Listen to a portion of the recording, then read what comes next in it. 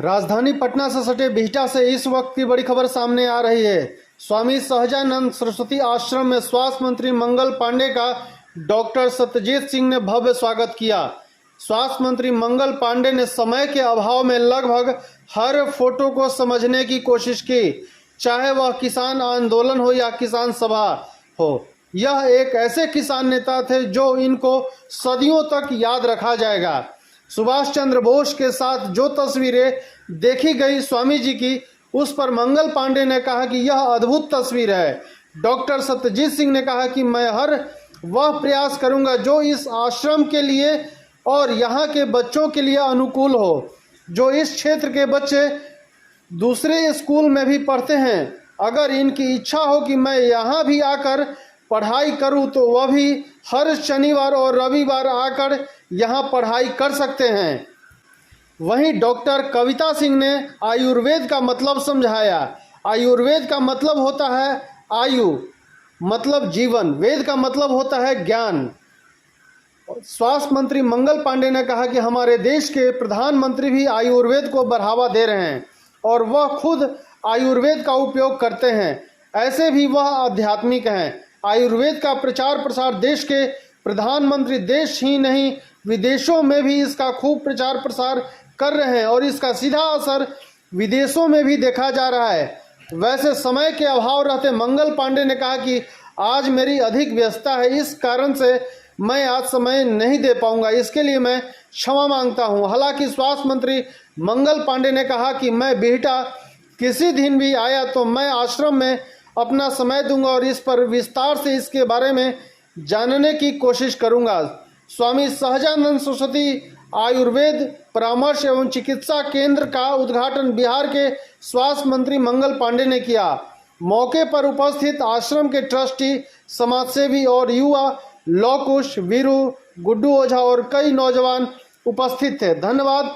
बिहटा से दीपक कुमार की रिपोर्ट। इस आश्रम से स्वामी जी ने हमारे धर्म के आनंद और एक लगाव का कारण है।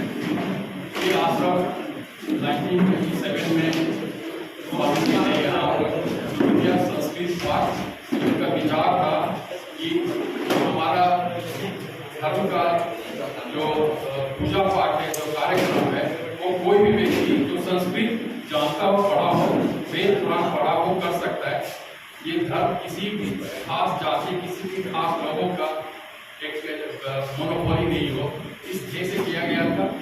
धीरे धीरे कैलाश बताएंगे कि वो पॉलिटिकल और गरीब और किसान के बीच स्वतंत्रता संग्राम में गए और उनके अथक प्रयास से, उनके अखानंद शर्मा, पंचानंद शर्मा, इन लोगों के अथक प्रयास से बिहार पहला राज्य था जहाँ जमींदारी प्रथा खत्म हुई। और बहुत खुशी की बात है कि हाल में जो हमारे माननीय प्रधानमंत्री जी आए थे पटना में विधानसभा के सेंचुरी में, उसमें उन्होंने मेंशन किया कि बिहार लेजिस्लेटिव असेंबली पहला असेंबली का पूरे देश में जो जमींदारी प्रथा को खत्म किया। ये सौभाग्य इस आश्रम को था। हमने जब माननीय मुख्यमंत्री नीतीश जी को इन्वाइट किया था 2015 में, जब अमेरिका से हम जिनका जितना सामग्री डॉक्यूमेंट लाए थे, तो इन्वाइट करने गए थे अपनी मोदी जी को। तो नीतीश जी का कहना था कि आश्रम is the first seat of social justice. इस देश में कश्मीर से लेके ढाका तक, हिमाचल से लेके केरला तक किसानों को संगठन किया, किसान की लड़ाई हुई, गरीबों की लड़ाई हुई और वहाँ से एक बहुत बड़ा बदलाव शुरू हुआ। इसीलिए इसको कहा जाता है the first seat of social justice. हमारे ट्रस्ट के लोग ने बीड़ा दिया है, इस आश्रम को फिजिकली हम लोगों ने चेंज करके थोड़ा बहुत और करना है। लगाया था, समाज के विकास के लिए लगाया था, किसानों के लिए लगाया था, भूमि हितों के लिए लगाया था। ऐसी प्रथाओं के खिलाफ उन्होंने संघर्ष किया था, जिसके कारण किसान को कठिनाई होती थी, जिसके कारण देश और समाज का आर्थिक विकास कहीं अवरुद्ध होता था या कुछ निश्चित हाथों में बंधा रहता था। उन सारे व्यवस्थाओं के खिलाफ संघर्ष किया। मोदी कहते हैं जमींदारी व्यवस्था के खिलाफ संघर्ष किया। उसके पीछे का हमारी मकसद यही था कि अर्थव्यवस्था किसी सीमित हाथों में न रखे, समाज के हाथों में रखे। और चौधरी जी तो उस विचार की प्रणेता है। चौधरी जी, मैं आप ही की बात कर रहा हूँ। आप जिस विचारों के लिए रोज व्याख्यान देते हैं, उन विचारों को स्वामी जी ने आत्मसात करके उसके लिए संघर्ष को, समाज को संगठित करके उसके खिलाफ व्यवस्थाओं के लिए संघर्ष किया।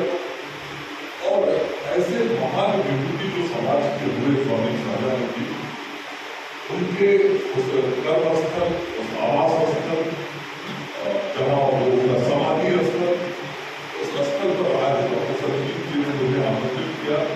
मैंने आज इस परिसर को देखा है, निश्चित रूप से थोड़ी जल्दबाजी में देखा है, चित्रों का अवलोकन किया, लेकिन चित्रों को लिखे हुए सभी वाक्यों को मैं नहीं पढ़ पाया था। मैं आगे जब भी कभी मिलता होगा तो आपसे बात करके, मतलब आप आए ना आए, जो व्यवस्था में लोग यहाँ रहते होंगे, मैं उनके साथ बैठ के और थोड़ा और विस्तार से इस संपूर्ण परिसर को देखूंगा। लेकिन आज जितना कुछ देखा, मैंने ये कह सकता हूँ कि ये जो ट्रस्ट है, सीताराम आश्रम ट्रस्ट, इसने एक बार फिर से स्वामी सहजानंद के जीवन को, स्वामी सहजानंद जी के किए हुए कार्यों को, स्वामी सहजानंद जी की स्मृतियों को, उनके संपूर्ण जीवन के जो महत्वपूर्ण पक्ष रहे, उन महत्वपूर्ण पक्षों को इस परिसर में आज की पीढ़ी के लिए भी उपलब्ध कराया है कि वो समझ सके हाँ कि स्वामी सहजानंद जी का जीवन क्या था, कैसा था और कैसे उन्होंने कार्य किया था। तस्वीरें बोलती, और तस्वीरें यहाँ बोल रही हैं। जिन पत्रों को भी आपने तस्वीर के रूप में रखा है, 2-3 पत्रों को मैंने देखा, और राजेंद्र बाबू का पत्र, वह भी बोल रहा है